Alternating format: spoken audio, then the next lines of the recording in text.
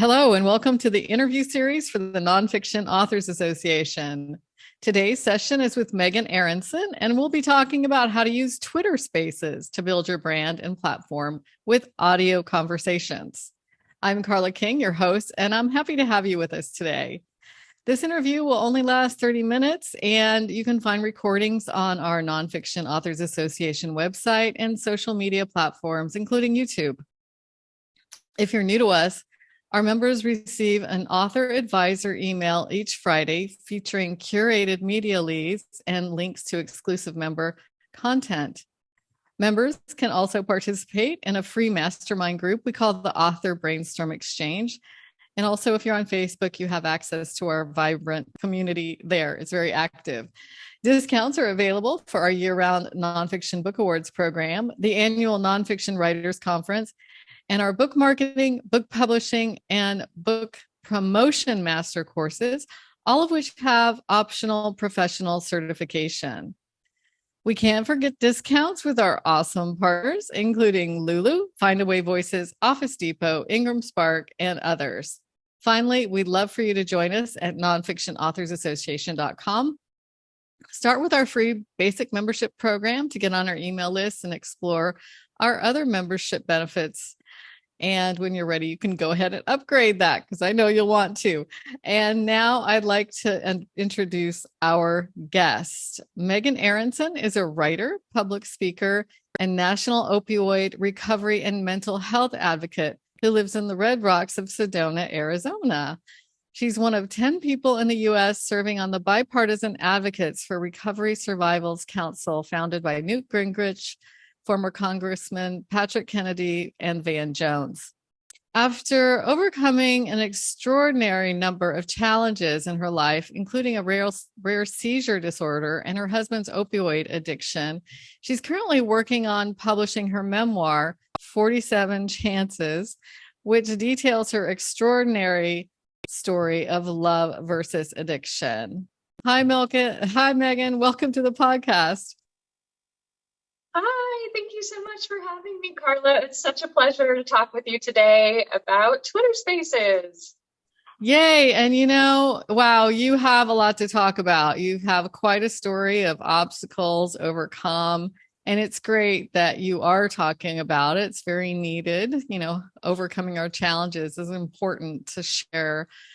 And you're talking about it on Twitter Spaces. And I was super excited because I got on Clubhouse and I couldn't sustain it. And I want to do this. And Twitter is something that I'm more attracted to because I've used it for a long time, or it's been around for a long time, even though, there's always something happening with all of these platforms.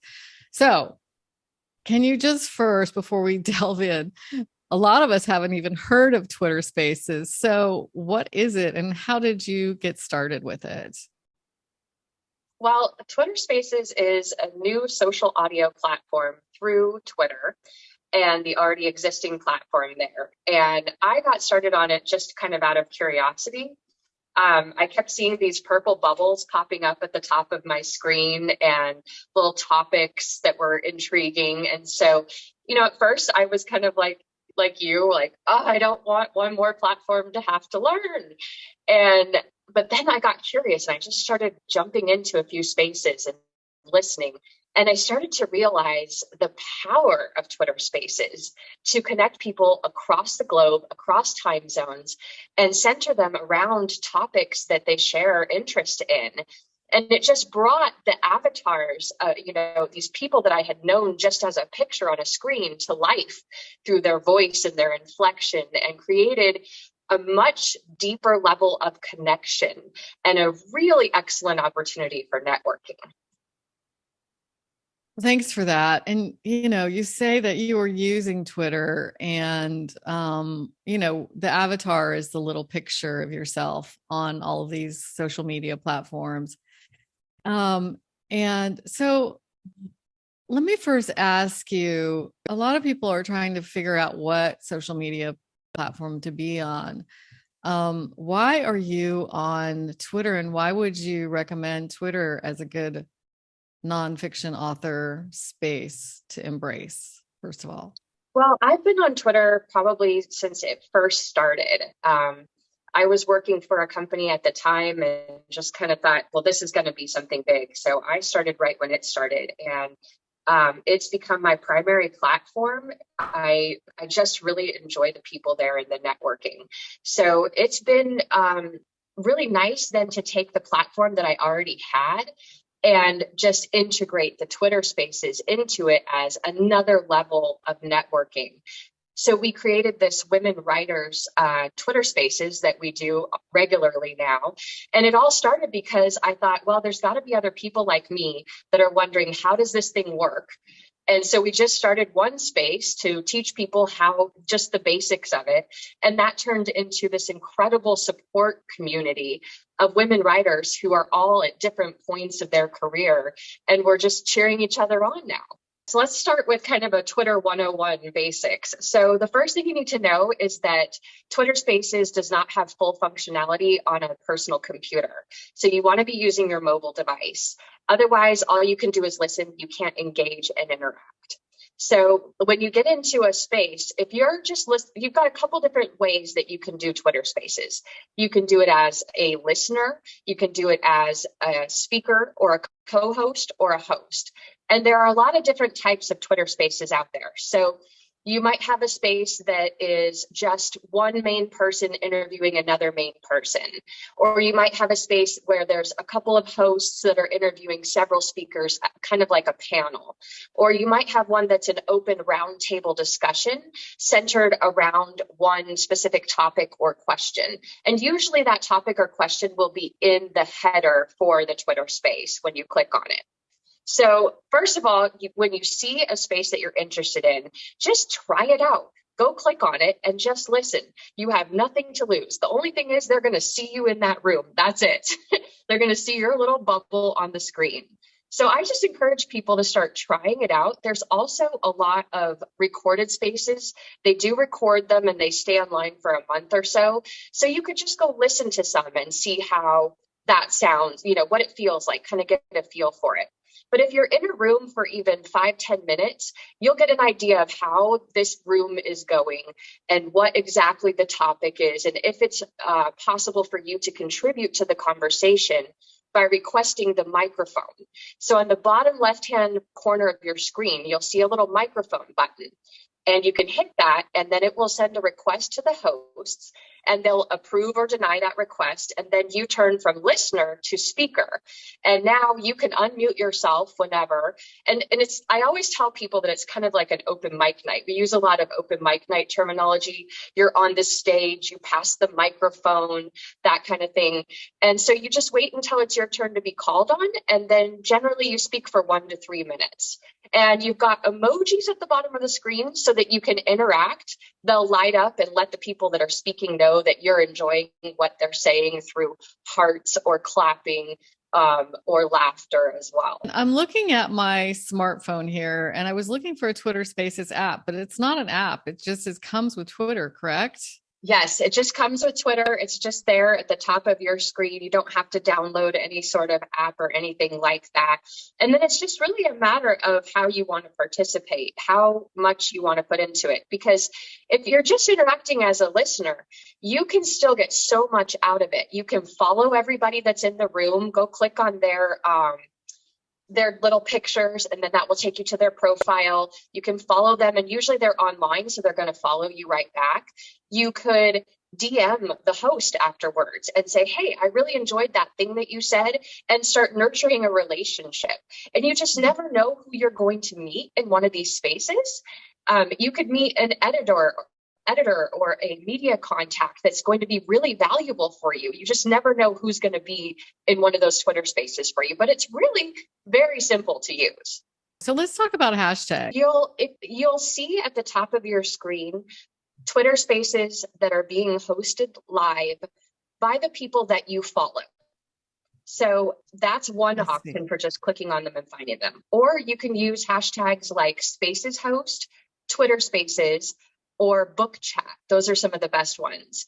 And that will just give you old recordings of them, or you'll see, hey, there's another one coming up on Saturday. A lot of these recordings or Twitter spaces are on a regular basis. Every Thursday at 10 is what ours is. So it's something that you can come back to again and again. And I imagine there's a lot of influencers on Twitter Spaces. Yeah, absolutely. And journalists and people that are in the media and people that, are also writing a book. So for me, it was really about when we started. Well, basically, the advice that I like to give if you're thinking about actually hosting a Twitter space is that you want to take what you have in your book and your brand and break it down into content buckets. So for example, for me with our story, I wrote a memoir, and my major content buckets are relationships, recovery, grief, personal development, and overcoming challenges. So if I want to host a space, I could pick any of those topics and ask a question centered around one of those topics, like take relationships. And I say, what's the secret to a lasting marriage? And that's the question. That's it. And it's so simple. I just go and set up a space, decide when I want to host it, and hit schedule. And now it's out there. I can tweet it, I can share it. And then it's a really easy link for people to click on when they're ready for the actual space. And it just turns into a way to really deepen your connection with the people that you are trying to reach on social media. I think for me, it really just comes down to Twitter is where I spend the most amount of time as it is. And Twitter is really working to create an all-in-one platform. They've got review where you can set up a newsletter sign up. I've heard a lot, and I haven't really ventured into it yet, but I've heard a lot about turning a Twitter space into a podcast. And so it's just kind of like, well, I'm already here on Twitter a lot, and I'm already connecting with people here. It's just taking it to another level.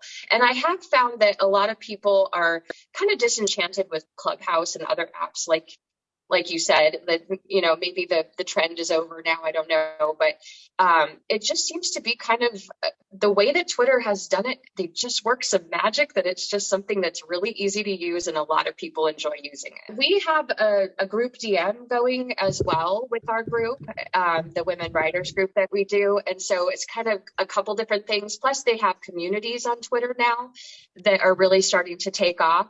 So a lot of the spaces are connected to communities that you can become a part of, like Positivity Vibe Tribe is one of them, those kinds of things. There's just endless possibilities for it. And that's really what excited me about it, was that I could use a Twitter space to do a book launch party. I could use it to ask a question that's really centered around my work that's going to draw in my audience. And they're going to be more interested in my book now because I'm positioning myself as an expert on this topic. And then you also have the option to position yourself as a potential guest speaker, because all these spaces hosts are always looking for someone to come and be a speaker.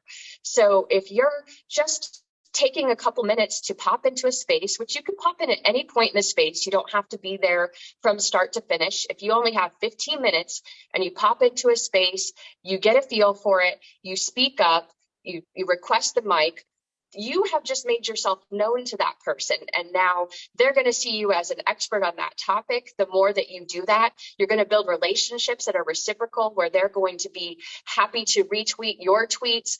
They're going to be happy to share about your book. And what we've done with the women writers community is we've basically built ourselves a street team for our books. Every single writer that is involved in that community now has this whole community behind them that's more than happy to tell the world about their book. Why Twitter and not Instagram or Clubhouse? So when you decide to start a group, how do you go about promoting it? Twitter makes it really easy. You basically just go through a few clicks of the button, and it makes it very easy for you to tweet out your space repeatedly. What will happen is I like to send DMs to people the day before my space, and I have a link right to the space, and I just send a personal note that lets them know how much I want to see them and how much I've enjoyed having them in our community. And usually that makes people want to come and attend. And then another little trick that I use is I create a graphic for it and I tag people in that photo. And so then they're more likely to retweet. One of the best ways to get people to retweet your tweets is just to ask and say, please RT at the end of your tweet. And when I do that, people usually share and help me spread the word about our next space. So about those direct messages, those DMs, okay, I find it very difficult to keep track. It's really a hard thing to try and keep up with. I don't have any perfected system at this point. I do take notes when we're hosting a space so that I can keep track of everyone that's in it. And then I also take screenshots when we have a space so I can keep track and go back and look people up. And then what we did was we turned it into a community and created a group DM. So everybody's in that group DM and I don't have to remember them every single time. But they're also the people that tend to show up in my feed the most. So that makes it easy as well. To just think about what kind of value you can offer to someone. And so for us with the Women Writers Group, it was support, going through dealing with rejection and querying and writing book proposals and just getting the word count done for the book in progress. And so for us, we were just creating a support system, but it can be, what can you educate people on? How can you motivate people? Can you speak about personal development?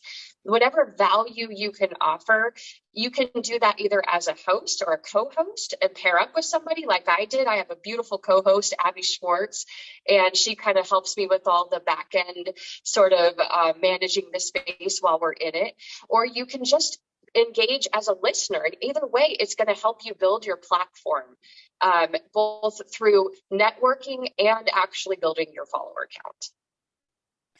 It just occurred to me too that many authors want and need to blog and write newsletters and develop their platform that way and to get subscribers.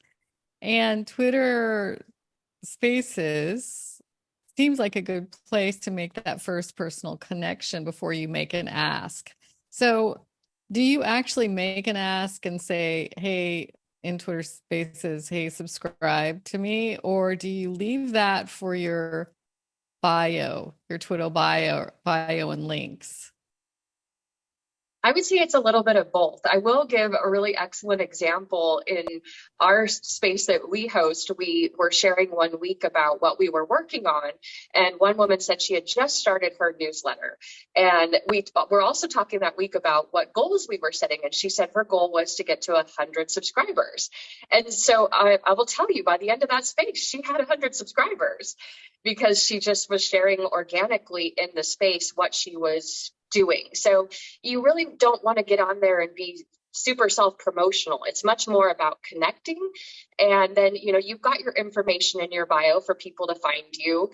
It's really only appropriate if you're the host to say, hey, come subscribe to me. You can do that at both the beginning and the end and when you reset the room throughout. Aha. So there's a reason to be proactive and just start a group and be a host. Haha.